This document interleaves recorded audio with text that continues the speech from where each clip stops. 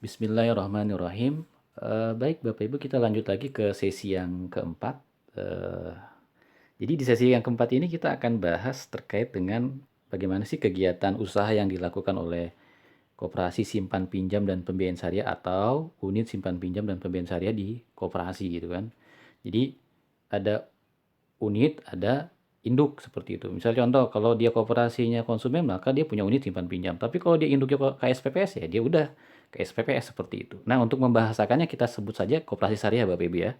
Dalam koperasi syariah, ada dua bidang yang dilakukan, ada dua bidang yang diusahakan. Yang pertama terkait dengan Baitul Mal.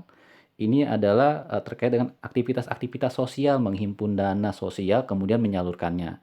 Yang kedua terkait dengan Baitul Tamwil. Baitul Tamwil ini adalah aktivitas bisnis, ya kan? Apa yang dilakukan di aktivitas bisnis? Adanya penghimpunan dana dalam bentuk simpanan. Kemudian adanya penyaluran dana dalam bentuk pembiayaan dan pinjaman. Kok ada sih di koperasi syariah pinjaman? Ada, tapi tidak seperti halnya di koperasi konvensional. Kalau di konvensional pinjamannya pakai bunga. Kalau di koperasi syariah pinjamannya namanya Qardul Hasan. Pinjaman kebajikan tanpa tanpa keuntungan seperti itu. Minjem 1 juta bayar 1 juta seperti itu. Nah, kemudian eh tadi kita jelaskan satu-satu. Baitul mal itu ada zakat, infak, sedekah, wakaf seperti itu ya Bapak Ibu ya.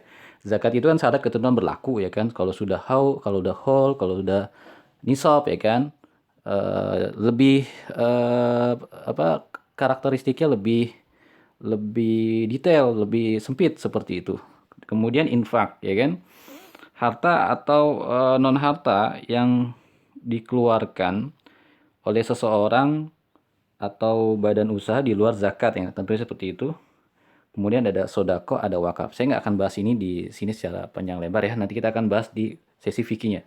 Nah, kemudian dalam Baitul Tambil, nah ini lebih rigid nih. Bagaimana konsep operasional atau skema bisnis dalam Baitul Tambil, dalam pengelolaan simpanan, kemudian penyalurannya. Kita akan coba cek di sini ya Bapak Ibu. Nah, di sini ada istilahnya simpanan ya. Tadi kan saya sampaikan ada simpanan, ada pinjaman, ada pembiayaan.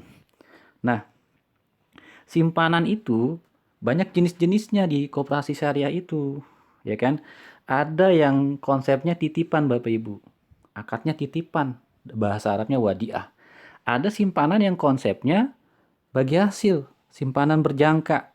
Seperti kayak simpanan berjangka di konvensional, tapi dia dengan akad bagi hasil, namanya mudoroba. Nah, kemudian simpanan itu disalurkan dalam bentuk pinjaman, ya. Pinjamannya itu sifatnya sosial.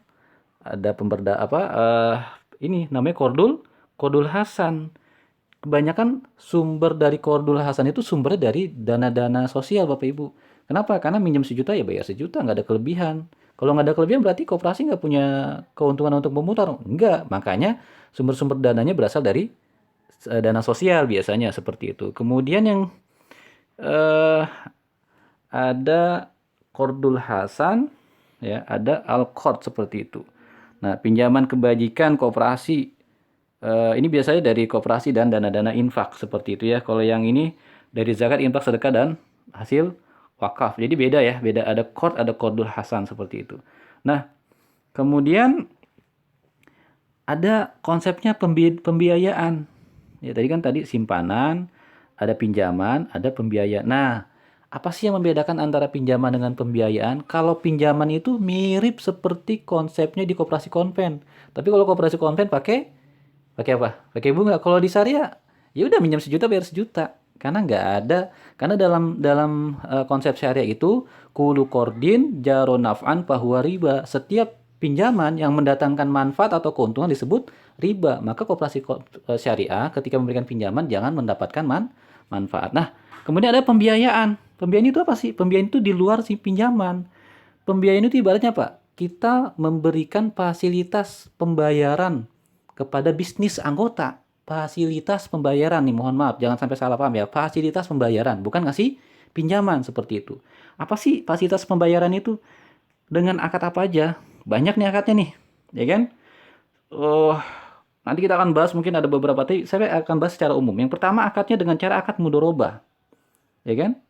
Mudoroba investasi modal usaha. Kalau saya sih bilangnya mudharabah itu kerjasama modal.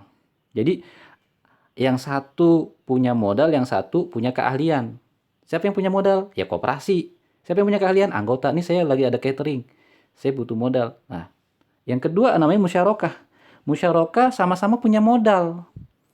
Jadi kalau ada satu proyek dikerjakan bersama. Misalnya gini, ada proyek A, oh dikerjakan antara koperasi dengan anggota. Itu namanya musyarakah. Ada percampuran modal. Kalau mudharabah tidak ada percampuran modal. Yang satu punya modal, yang satu keahlian. Yang ketiga ada ijaroh. Ijaroh itu apa itu? Ijaroh itu sewa Bapak Ibu. Jadi kalau ngambil untung dari sewa boleh. Boleh Bapak Ibu. Kalau nggak boleh, nggak mungkin hari ini ada orang nyewain rumah atau ngontrakin rumah gitu. Jadi ngambil untung dari sewa boleh. Jadi anggota kalau butuh sesuatu yang ingin disewakan bisa ke koperasi, kemudian koperasi sewa dan disewakan lagi kepada anggota. Koperasi dapat apa? Koperasi dapat jasa fee dari penyewaan itu. Yang selanjutnya ada ijaro muntahiyah bitamlik. Ini seperti konsepnya akad leasing lah. Nanti kita bahas ya lebih detail. Kemudian ada murabahah. Murabahah ini jual beli Bapak Ibu, jual beli pada umumnya, tapi uniknya di syariah si pembeli itu tahu berapa harga pokoknya. Itu kerennya di syariah. Kalau di umumnya di pasaran kita nggak ngerti kan, si pembeli taunya berapa harganya, langsung diberitahu harganya A, ya udah dibeli A. Tapi kalau di syariah baik si pembeli maupun si penjual sama-sama mengerti harganya gitu. Jadi murabah itu adalah kurang lebih gini. Pembiayaan jual beli yang harga pokoknya, harga perolehan diketahui oleh si pembeli seperti itu. Kemudian ada rohan. Rohan ini gadai syariah Bapak Ibu.